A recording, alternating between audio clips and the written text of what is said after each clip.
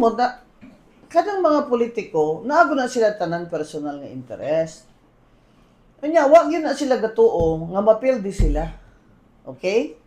That's why they're saying, okay, popular si Sara. Maboto man po ng mga tao ko kay Sara, pero maboto po na sila nako. Kaya mag-vote buying man po. Diba?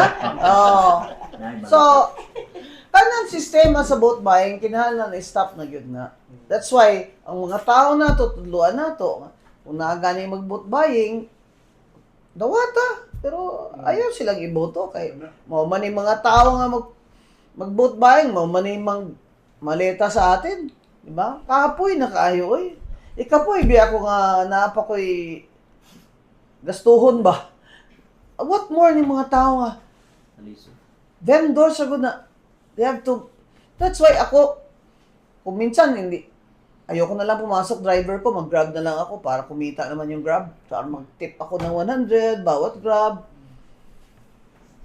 Manicurista, mag-tip ka ng malaki. Kasi yan ang mga service sector, ang maliit talaga yung kita nila. Eh. Mga what's your car boys, ganyan.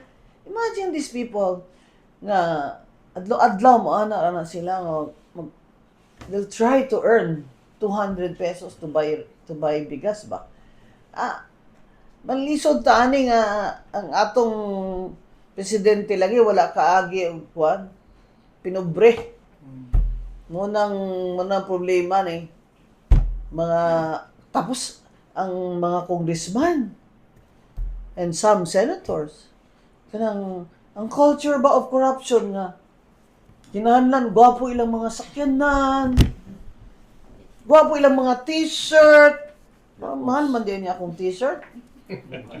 Ako ang may kwarta sa ilabot ninyo.